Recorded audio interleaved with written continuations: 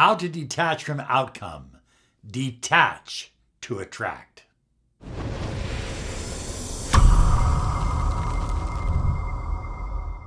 Hi everyone, Robert Zink, Miracle Mentor and Alchemy Life Coach. And today we are soaring high like a big, beautiful eagle. And we're flying in the direction of your dreams and goals. Hey, remember to subscribe to our channel. Click the bell icon because we're here 5 days a week to empower your life with the law of attraction, the latest in the mind sciences, and of course, personal empowerment. Detach to attract. That's huge. I mean, that is absolutely huge. And if you learn that secret, you will have learned a secret that people have used for thousands of years to attract literally anything they desired in their life. I had a client just the other day. He called me and we were talking and he said, I haven't called you in a while because I thought I would detach and just allow all the work I've done to kind of flow. Let it go, let it flow. And that's exactly what he did. And then the universe brought him into contact with his ex-girlfriend.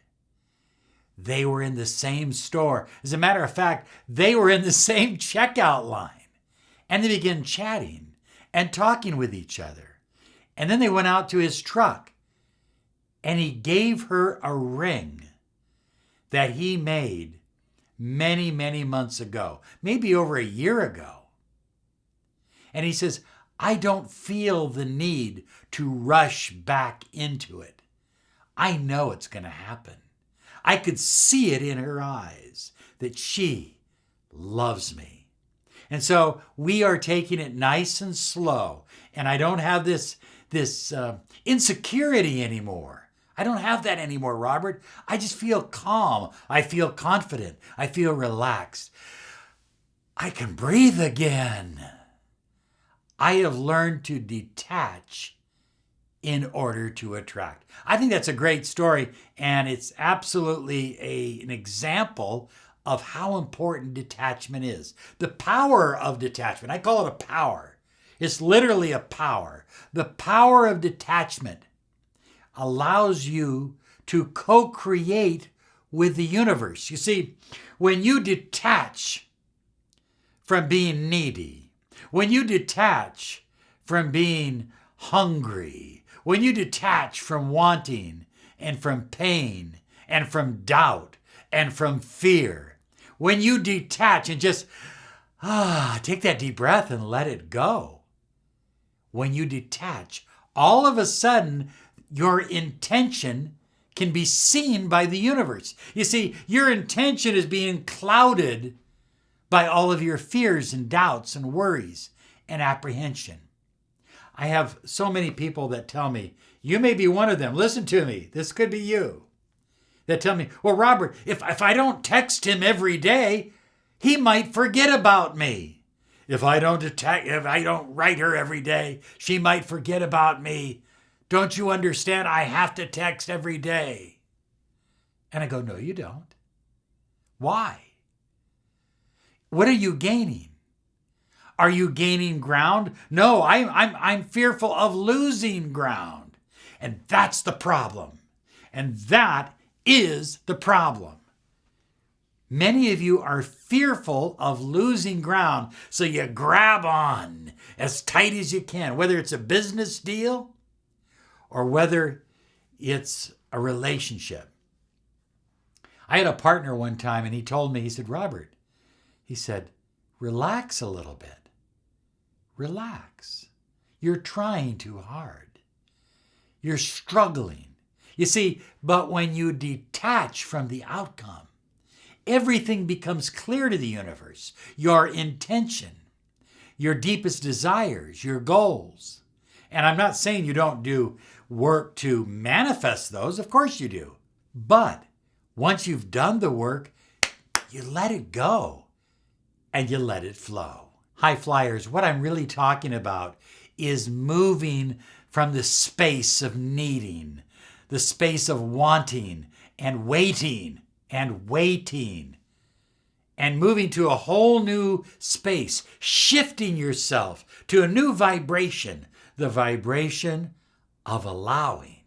Obsession cuts off the power of detachment. Remember what I said earlier in the video, that detachment was a power that is used to manifest what you desire. You see, detachment allows universal energy to flow. So, high flyers, I'm going to share with you 5 steps that are absolutely necessary to take in order to detach from outcome. If you'll follow these 5 steps, you will feel a freedom come over yourself and over your life. And that freedom is wonderful because that freedom allows your deepest desires to manifest. Number 1, and you have to do this with a pen and paper. Do this, write it out by hand, don't type it.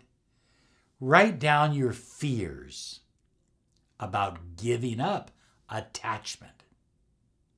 What are your fears about giving up obsession, need, want? Write them down. I fear that if I give up attachment, it means that I don't love him anymore and he doesn't love me. Or I fear that if I give up attachment, that this business deal will go south. Write them down and look at them. Ask yourself, what am I really afraid of? If I choose to work within myself, if I choose to be confident, if I choose to be empowered, what am I afraid of? And you may find that you believe that by not texting her every single day, or not bringing her flowers, or whatever you do, that somehow that's a sign that she doesn't love you or she will stop loving you, or vice versa. You get the idea? You've put a lot of BS in your head, is what I'm trying to say. You've put a lot of negative, low vibrational self-talk into your head. But you've got to write these down. What am I afraid of? Number 2, challenge these limiting beliefs. Challenge them. Challenge the reasons to be attached. Challenge the reasons to be obsessed. Challenge the reasons to be needy. Write them down. Here's why I choose to be empowered. Oh, I love that word. Don't you just love that word? Empowered. Here's why I choose to detach. Write it down. It's so important for you to write down positive statements and then reread those statements, or better yet, high flyers, turn them into personal affirmations. Number 3, focus on feeling good. You see, people that feel good attract more people to them. They attract more opportunities. They attract more abundance. They attract more love. They attract more of almost everything. And people that feel bad tend to attract more of the same. Remember, you get back what you put out. So, what are the things that you can do? What can you fill your day with that will help you feel good? I know during these trying times right now, with people in their homes and so forth, it may be challenging. But take up something like today. I was thinking about, I've always wanted to do palette knife. Don't you think I'd be a great artist, huh? But I've never done it. I haven't done it since high school, but I loved it in high school. I just never pursued it. I've got time now. So now I'm going to take up palette knife. Take up things, learn things, do things that help you feel good. Because by feeling good, you'll detach. and you'll feel empowered. And that's a wonderful feeling. That's a feeling that leads to manifestation. Number 4, release the outcome. Just let it go. Let it go and just get rid of it. Do your work. Do your affirmations. Do your creative visualization. Do your other exercises, whatever they may be, your meditations, your hypnosis. But when you're done, let it go and just release from the outcome. I use self-hypnosis pretty much every day. And when I listen to a meditation or a self-hypnosis program, when I'm done, I take a deep breath and I just let go of the outcome. I feel this sense of absolute certainty coming over me. So I stop wondering about it, I stop worrying about it, and I let it go. Why? Because of reason number 5. Trust the universe. At some point, you will need to surrender your need to control everything, your need to be in absolute type A personality control. And you're going to need to relax your muscles and relax your mind and open up your interior spirit and connect there. And in that place of solitude, in that inner place of peace and quiet, trust the universe.